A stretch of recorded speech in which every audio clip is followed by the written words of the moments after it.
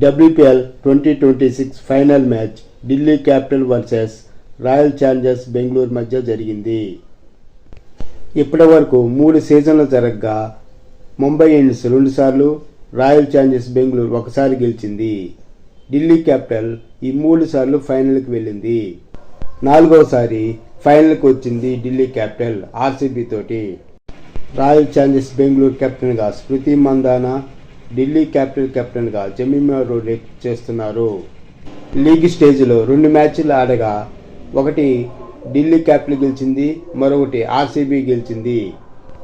Final match ఫిబ్రవరి 5, 2026 వడోదరలో జరుగుతుంది. RCB toss గెలిచి ఫీల్డింగ్ ఎంచుకుంది. ఢిల్లీ క్యాపిటల్ బ్యాటింగ్కి వచ్చింది. లైజీలి షఫేలి వర్మ బ్యాటింగ్కి రాగా లారెన్ బెల్ బౌలింగ్ వేసింది. లారెన్ బెల్ ఈ సీజన్లో టాప్ బౌలర్గా ఉంది. అందుకని మొదటి 3 ఓవర్లు చాలా స్లోగా ఆడారు ఢిల్లీ క్యాపిటల్. 4వ ఓవర్ నుంచి రన్స్ వచ్చాయి. 4వ ఓవర్లో 20 రన్స్ కొట్టారు. 6వ ఓవర్లో షఫేలి వర్మ అవుట్ అయింది. అరుంధతి రెడ్డి బౌలింగ్లో 24 రన్స్ కొట్టింది 13 బాల్స్కి. తర్వాత లారీ వాల్వెట్ బ్యాటింగ్కి వచ్చింది. 6 ఓవర్లకి 53 రన్స్ కొట్టారు, 1 వికెట్ పడింది. 8వ ఓవర్లో లైజీలి అవుట్ అయింది. 37 రన్స్ కొట్టింది 30 బాల్స్కి. 3 సిక్స్లు 3 ఫోర్లు కొట్టింది. అండీ క్లార్క్ బౌలింగ్లో లైజీలి స్కోర్ వేగాన్ని పెంచింది. తర్వాత జమీమా రోడ్రిగ్స్ బ్యాటింగ్కి వచ్చింది. 10 ఓవర్లకి 94 రన్స్ కొట్టారు, 2 వికెట్లు పడ్డాయి. జమీమా రోడ్రిగ్స్ చాలా వేగంగా బ్యాటింగ్ చేస్తుంటే లారా వాల్వెట్ ఆమెకు సహకారం అందించింది.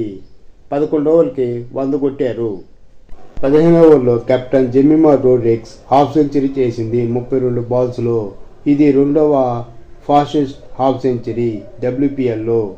16వ ఓవర్లో జమీమా రోడ్రిగ్స్ అవుట్ అయింది. 37 రన్స్ కొట్టింది. తర్వాత సి హెన్రీ బ్యాటింగ్కి వచ్చింది.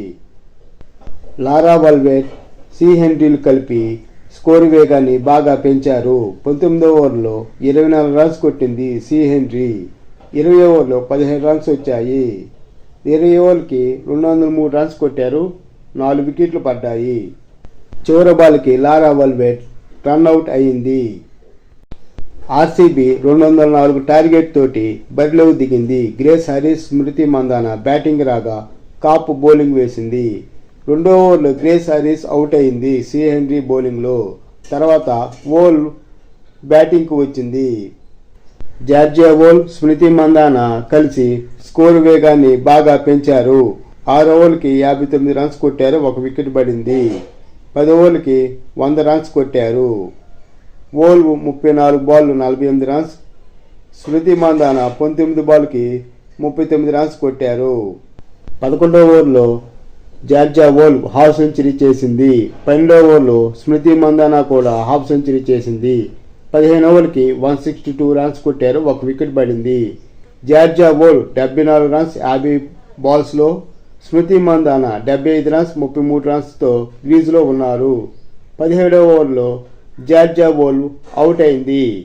79 పరుగుల వద్ద 14 ఫోర్లు కొట్టింది. వీళ్ళిద్దరి పార్ట్నర్షిప్ వల్ల మ్యాచ్ గెలిచారు. వీళ్ళిద్దరి పార్ట్నర్షిప్ 165 రన్స్ కొట్టారు. ప్రతి ఓవర్లో 1 4 వచ్చేటట్టుగా ట్రై చేశారు. ఆ విధంగా మ్యాచ్ని ముందుకు తీసుకెళ్లారు. 18వ ఓవర్లో నందిని శర్మ బౌలింగ్లో రిచా ఘోష్ అవుట్ అయింది. 19వ ఓవర్లో స్మృతి మందానా అవుట్ అయింది. 41 బాల్లో 87 రన్స్ కొట్టింది. 12 ఫోర్లు 3 సిక్స్లు కొట్టింది. 20వ ఓవర్లో రాధే యాదవ్ 2 ఫోర్లు కొట్టి మ్యాచ్ని క్లోజ్ చేసింది. 2వసారి ఆర్సీబీ టైటిల్ను గెలుచుకుంది. ఓవరాల్గా ఈ మ్యాచ్ చాలా ఉత్కంఠంగా జరిగింది. 2 టీమ్స్ పోటాపోటీగా ఆడాయి. మొదట బ్యాటింగ్ చేసిన ఢిల్లీ క్యాపిటల్ భారీ స్కోర్ 203 రన్స్ ఇవ్వగా దాన్ని ఫైనల్లో ఆర్సీబీ చేజ్ చేసింది, 204 కొట్టింది. ఆర్సీబీ 2వసారి టైటిల్ గెలవగా ఢిల్లీ క్యాపిటల్ 4వసారి కూడా ఫైనల్లో ఓడిపోయింది.